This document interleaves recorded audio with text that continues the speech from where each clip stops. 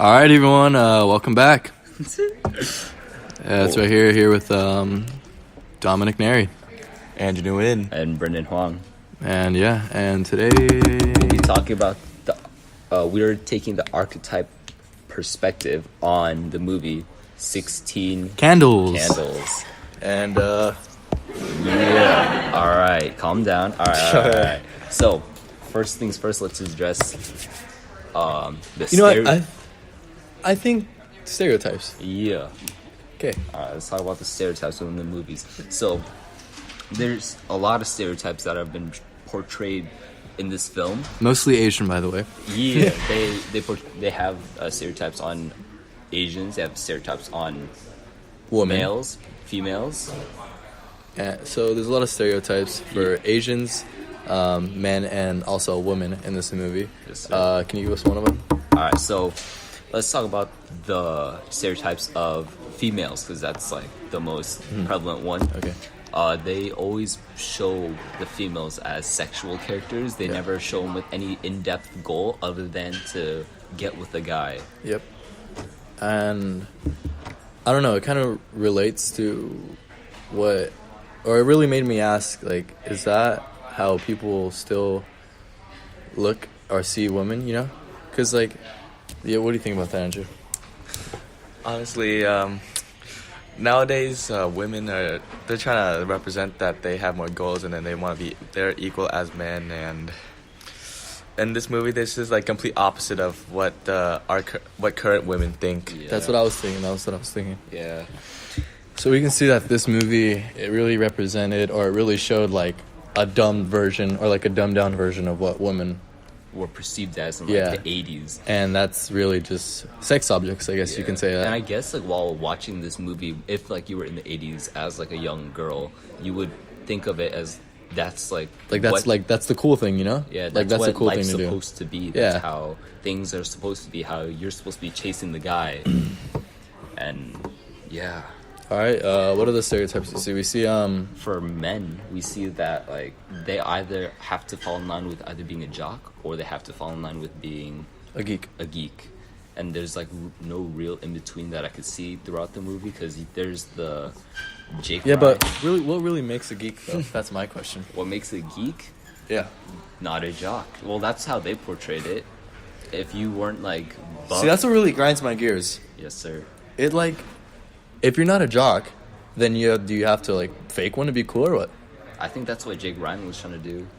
So you think Jake Ryan was trying to fake being a jock? Yeah. I mean, he was with the most popular girl at school, though. Yeah, but like, that's just because of like where he is. Like, he looks like he has the looks of being like a jock and all. I feel like he kind of has the looks, but like we saw in the movie that jocks are really, huge guys, you know. And Jake Ryan wasn't that big and all that, but like I feel like it was his status, and his role in society, which was a rich white dude, you know. Yeah.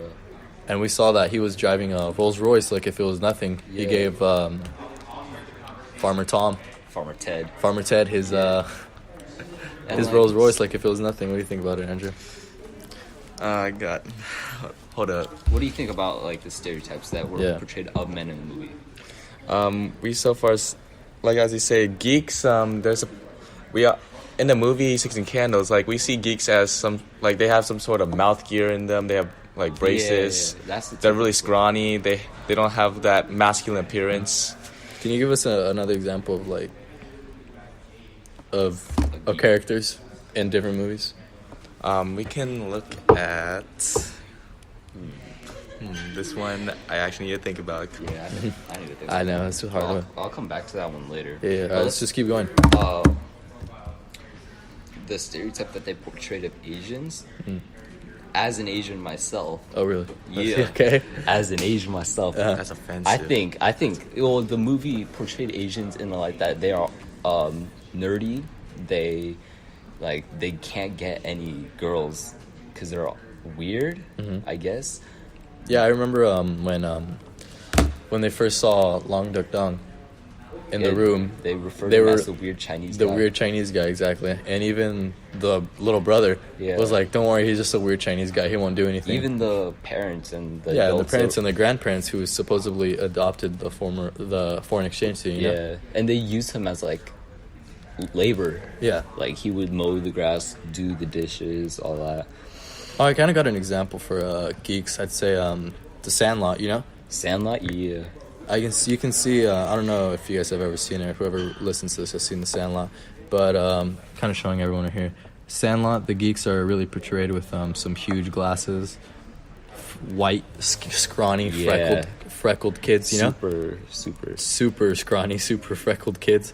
And now you just like kind of think about it, like, are those kids in high school nowadays still considered geeks, or are they praised a lot because of just kind of who they are, you know? Like, should we continue to judge people and consider them, oh, these guys aren't cool because they're geeks? Yeah. And just because of their looks, or should we continue or start to look at them as, you know, like people like, hey, you know, you're a pretty chill guy, you have a nice personality and all that. Yeah, and like to work off that, it's like what like makes someone a geek? Is it just their looks, or is it like how they act? Yeah, that's what I was asking. And like, their interests. Like Farmer. I mean, I'm gonna say something. So Farmer Ted, he was going out bold towards Samantha. Yeah, that's what I'm saying. Yeah, like during the bus scene, like he just prepared himself a little bit and then just went slide in to Samantha, and then she just shoot him away just because I believe he's just not that masculine, or just like.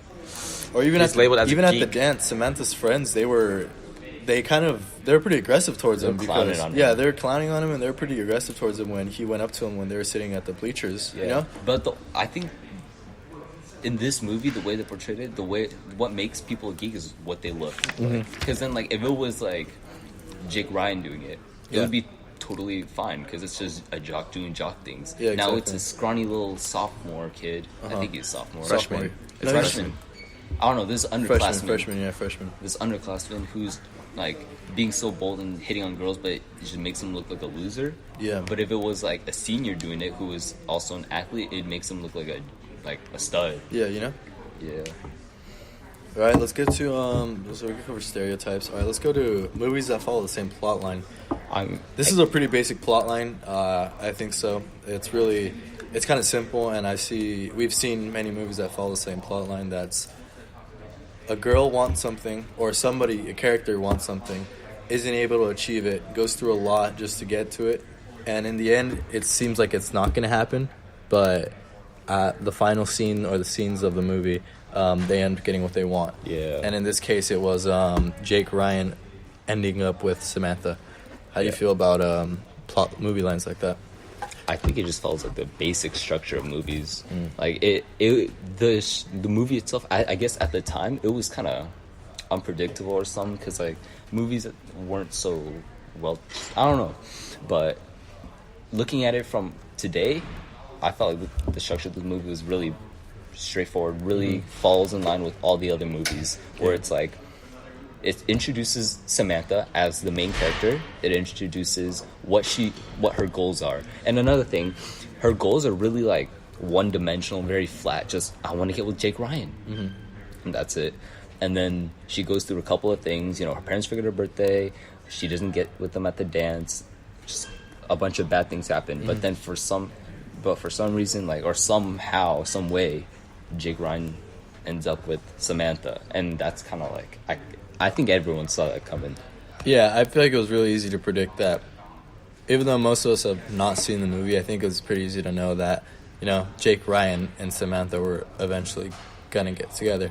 You know, it was obvious by the way, not only that she was trying, but in the middle when he actually noticed her and he started trying to get her attention and all that, we can really tell. And he was even asking Farmer Ted about her in general. And it seems like everyone knew.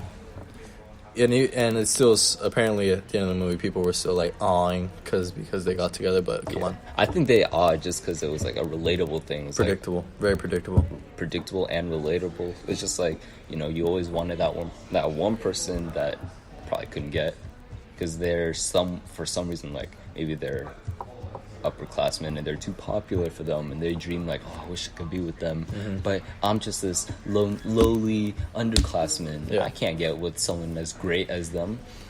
So I guess in this movie they also address like social classes. Like if you look at it, like it's superiority in age. Social classes like in high school. Well, like yeah, or like Or in hierarchy. general? Okay. Yeah, that's a better way to put it. In hierarchy, where it's like the older people get all the privileges. They're the cool people. They have all the friends, while they pick on all the younger people. I mean, it doesn't have to be age. I mean, it also has to like be looks as well. Like if you just focus on age, I mean, if you just have some 40-year-old dude just like hanging out with young people, then that'll be like weird. But like, I mean, it's all about how they look and then how they act. Like, are they? I mean, if they look handsome, are they like social or timid? Like, if they're timid, then they won't even be known. They'll just be like hidden over the crowd.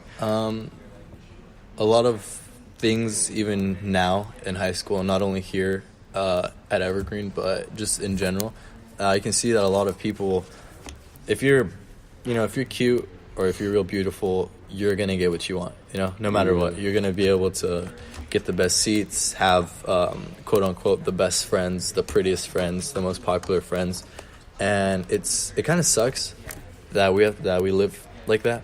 Yeah. Because there's some people that there's a lot of lonely people at school that don't deserve to be lonely. There's a lot of kids. You can see a lot of them sitting down during lunch by themselves, and it's a really sad sight to see, and no one wants to ever feel that.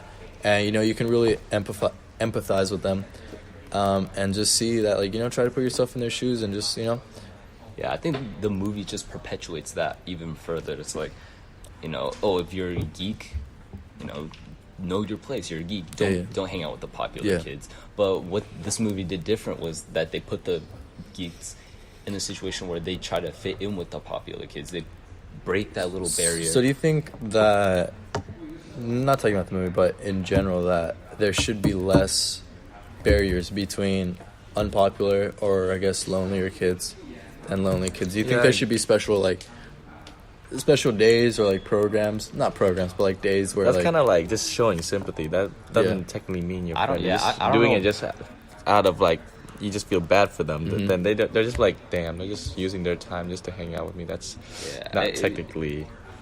But I mean, if you hang out, so it should come out of the heart, basically, is what you're saying. Because there's no real solution to this. This comes down to like personal, like just how you feel about them, and you can't control if like someone thinks that, oh, this person looks funny, so I'm not gonna hang out with them. You can't control what they think, and that's just the way things are. But for like in an ideal world, people would put that aside and try to work past it and just be friends with based on like how they are as a person. But that's just not how things go. I'd say. Man. All right. We can go over one little thing. Let's talk about like the hero's journey in this case. Alrighty. So, the hero's journey is like clearly set out for Samantha. Like it's her hero's journey starts off like she has some minor goals along the way, but her ultimate goal is Jake Ryan. Ultimate goal is Jake Ryan. That is completely correct. And it's basically every generic romantic movie. Yeah, it's just like some of her goals is just like, I want to have a best birthday party, but then her parents forget her birthday and all that. So we can see that her hero's journey is kind of, I don't know, stale. Yeah, it's real stale. There's no real character development. Yeah, exactly. We just really know who she is. I mean, there is somewhat of a character development. Like at first she's just gonna be, I'm gonna get all my revenge on my parents by letting them realize how, like, make them feel bad. Yeah. I mean, they did feel bad for her, but she kind of matures into like someone much like more of a young adult now. Like she's just fitting that role now because like when her dad like realizes and couldn't like he couldn't sleep and then just woke up well he was still awake but like he just walked up to Samantha, went down and just like confronted her like, I am sorry. Yeah. And eventually Samantha, instead of just saying exactly, you should feel totally bad, she just like, it's okay. All right, hold on. We're gonna stop right here for a little bit. Part 1 is over. Stay tuned for part 2.